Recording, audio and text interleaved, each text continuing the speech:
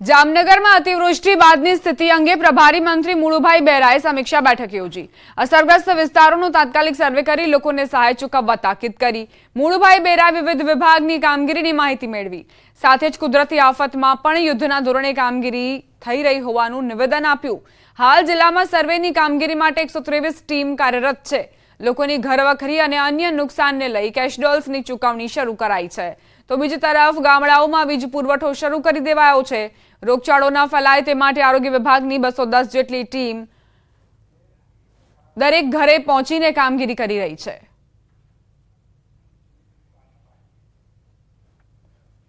તો જામનગરમાં કઈ રીતે તબાહી મચી અને હવે કેશડોલ્સ ચૂકવણી કઈ રીતે કરવી તેને લઈને મીટિંગોનો દોર શરૂ થઈ ગયો છે। પ્રભારી મંત્રી મુળુભાઈ બેરાએ બેઠક યોજી અધિકારીઓને સૂચના આપવામાં આવી। અસરગ્રસ્ત વિસ્તારોનું તાત્કાલિક સર્વે થવો જોઈએ, સર્વે કરવામાં આવશે અને તેને લઈને પણ ચર્ચા કરાઈ।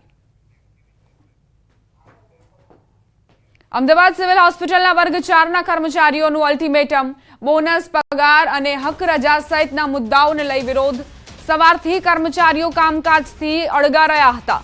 પડતર પ્રશ્નોના ઉકેલની બાંહેધરી મળતા હડતાળ મોકૂફ રાખી 7 દિવસનું અલ્ટિમેટમ આપ્યું છે। સવારથી જ કર્મચારીઓ કામકાજથી અળગા રહીને પોતાનો વિરોધ દર્શાવી રહ્યા છે। હોસ્પિટલમાં વર્ગ 4ના કર્મચારીઓએ આ રીતે હડતાળનું શસ્ત્ર ઉગામ્યું છે। બોનસ, પગાર અને હક રજા સહિતના મુદ્દાઓને લઈને લાંબા સમયથી તેમની માંગણી ન સંતોષાતા હવે ફરી એક વખત તેઓ હડતાળ પર ઉતરી ગયા છે।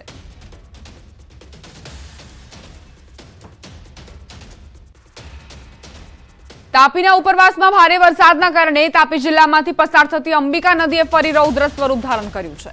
અંબિકા નદીમાં પૂરની સ્થિતિ સર્જાતા ચુનાવાડી ગામે રસ્તા ઉપર તેમજ ઘરોમાં પાણી ઘૂસી ગયા। ડોલવણના પદમ ડુંગરી ઇકો ટુરિઝમથી ચુનાવાડી તરફ જતા રસ્તા પર પણ પાણી ફરી વળ્યા છે।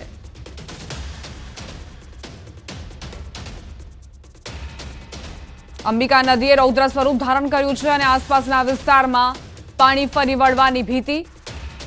ઉપરવાસમાંથી જે વરસાદ વરસી રહ્યો છે તેના કારણે જ તાપીમાં અંબિકા નદીએ રૌદ્ર સ્વરૂપ ધારણ કર્યું છે।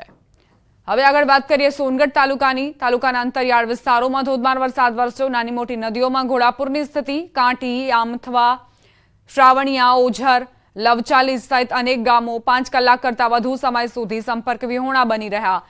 વહેલી સવારથી જ વાવાઝોડા અને ગાજવીજ સાથે વરસાદ ખાબક્યો હતો। અનેક વિસ્તારોમાં જળબંબાકારની સ્થિતિ સર્જાઈ છે। નીચાણવાળા વિસ્તારોમાં લોકો પરેશાન જોવા મળી રહ્યા છે। અનેક ગામડાઓનો સંપર્ક તૂટતા જ લોકોને પારાવાર મુશ્કેલીનો સામનો કરવો પડી રહ્યો છે।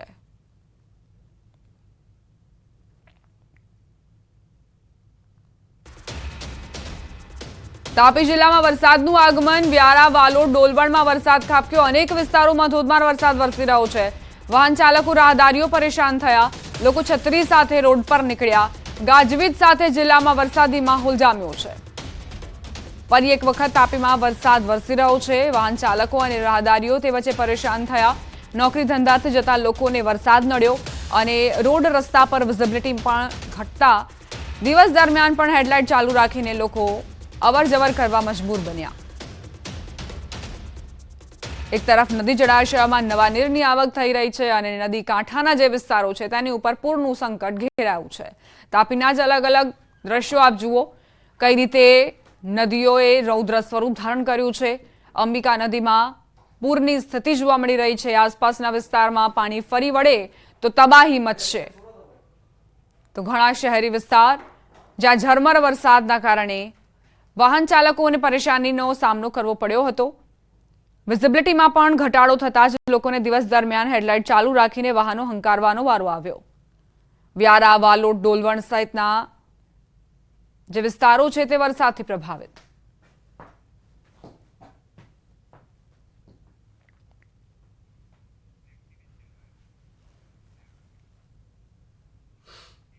ગૃહ રાજ્યમંત્રી હર્ષ સંઘવી ફરી વડોદરાની મુલાકાતે। હર્ષ સંઘવીએ કલેક્ટર કચેરીમાં અધિકારીઓ સાથે મહત્વપૂર્ણ બેઠક કરી। સર્વે બાદ કેશડોલ્સ અને સહાય વિતરણની કામગીરીની માહિતી મેળવી। હર્ષ સંઘવી શહેરના વેપારી મંડળ, નાગરિકોને પણ મળશે। શિક્ષણ મંત્રી કુબેર ડિંડોર પણ આજે વડોદરાની મુલાકાતે છે, જેઓ પૂરગ્રસ્ત વિસ્તારના નાગરિકોને રાશન કીટનું વિતરણ કરશે। પૂરના પાણી ઓસર્યા બાદ હર્ષ સંઘવીની સતત ત્રીજી વખત વડોદરાની મુલાકાત છે. પૂરની પરિસ્થિતિ બાદ ધીરે ધીરે વડોદરા શહેરનું જનજીવન સામાન્ય થઈ રહ્યું છે, ત્યારે જે ગૃહ રાજ્યમંત્રી છે અને વડોદરા શહેરના પ્રભારી મંત્રી હર્ષભાઈ સંઘવી છે તે એગ્રેસિવ મોડમાં જોવા મળી રહ્યા છે અને સતત ત્રીજી વખત તેઓ વડોદરા શહેરની મુલાકાતે આવ્યા છે અને કલેક્ટર કચેરી ખાતે આ દ્રશ્યો તમે જોઈ રહ્યા છો કે જે અધિકારીઓ છે તેમની સાથે જે હર્ષભાઈ સંઘવી છે તેમના દ્વારા મહત્વપૂર્ણ બેઠક જે છે તે કરવામાં આવી રહી છે. તાત્કાલિક જે છે સર્વે કરવાની કામગીરી કરવામાં આવે, તમામ લોકોને સહી આપવામાં આવે તેવા પ્રકારના આદેશ જે છે તે ગૃહ રાજ્યમંત્રી દ્વારા આપવામાં આવ્યા છે. આજની વાત કરીએ તો હર્ષભાઈ સંઘવી જે છે તે વેપારી મંડળ નાગરિકોને મળવાના છે. હર્ષભાઈ સંઘવી સાથે જે શિક્ષણ મંત્રી છે કુબેરભાઈ ડિંડોળ છે તેઓ જે છે આ ખાસ બેઠકમાં ઉપસ્થિત છે અને આટલા દિવસમાં કેટલા પ્રકારની કાર્યવાહી કરી, શું કાર્યવાહી કરી તેનો ચિતાર જે છે આજે જે ગૃહ રાજ્યમંત્રી હર્ષભાઈ સંઘવી છે તેમના દ્વારા મેળવવામાં આવનાર છે. હાર્દિક દીક્ષિત, ન્યૂઝ 18 ગુજરાતી, વડોદરા. હવે આગળ વાત કરીશું શાકભાજીમાં ભાવ વધારાની.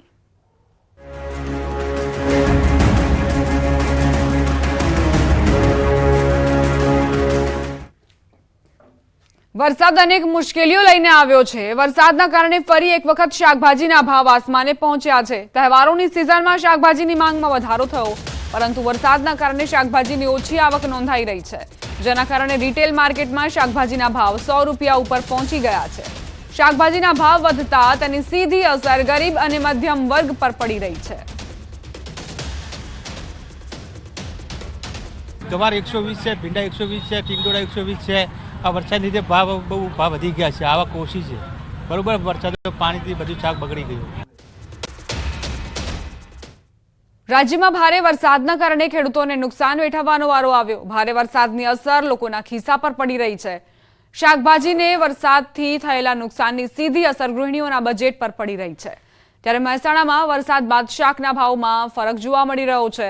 કેટલાક શાકભાજીના ભાવ ડબલ થઈ ગયા છે, તો કેટલાક શાકભાજી ખરાબ થઈ જતા ભાવ ગગડી રહ્યા છે. ટામેટા મહારાષ્ટ્રથી આવતા હોવાથી ભાવમાં કોઈ અંતર નથી જોવા મળતો.